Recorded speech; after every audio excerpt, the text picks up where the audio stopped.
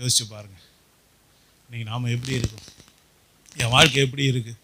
என் இருதயம் திறக்கப்படுதா? வேத வசனம் சொல்லுது, ஏசப்பா வேத வாக்கியங்களை விளக்கி காண்பித்த பொழுது சீசர்களுடைய இருதயம் என்ன பண்ணுதான்? கொழுந்து விட்டு எரிந்ததுன்னு சொல்லப்பட்டிருக்கு.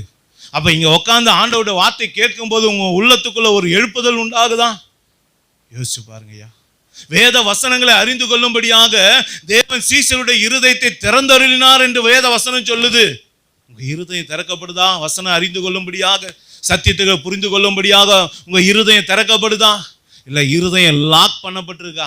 யோசிச்சு பாருங்க. கல்லா இருக்கா? உடைக்கப்படலையா?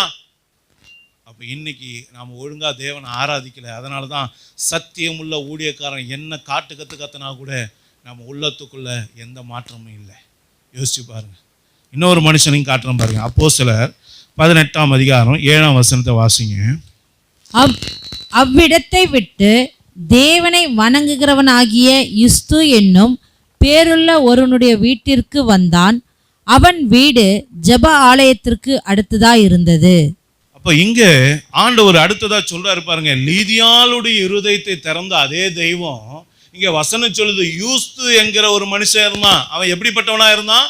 தேவனை வணங்குகிறவனா இருந்தான். நல்லா கவனிச்சு பாருங்க. அந்த தேவனை வணங்குகிற அந்த யூஸ்துவோட வீட்டுக்கு தான் இப்ப யார் போனா? உண்மையான ஒரு ஊழியக்காரனாகிய பவுல் அந்த வீட்டுக்கு கடந்து செல்றான். நல்லா கவனிச்சு பாருங்க. நம்ம வீட்டுக்கு உண்மையான ஊழியக்காரங்க வராங்களா? உண்மையான ஊழியக்காரனுடைய கால்கள் நம்ம வீட்டில் பதியுதா? யோசிச்சு பாருங்க. வசனம் சொல்லுது, எலியா தீர்க்கதரிசிக்காக சூனமேத்தியால் என்ன பண்ணான்?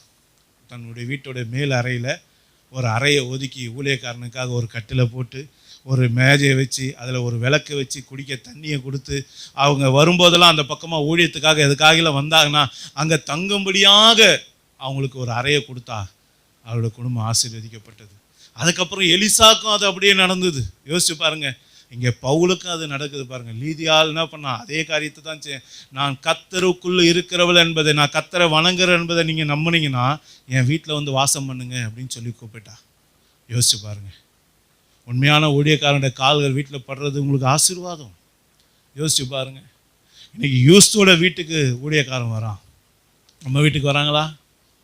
தேவனை வணங்குறவங்களா இருந்தா வருவாங்க, இல்லைன்னா யோசிச்சு பாருங்க. அப்போ இன்னைக்கு அருமையான தேவனுடைய பிள்ளைகளை, உண்மையான ஊழியக்காரனுடைய உபதேசம் யாருடைய வாழ்க்கையில கிரியை செய்யும், யாருடைய வாழ்க்கையில மாற்றம் செய்யணும்னா யார் உண்மையாக தேவனை வணங்குறார்களோ அவங்களுடைய வாழ்க்கையில தான் அது என்ன பண்ணும்? மாற்றத்தை கொண்டு வரும். ஓகே.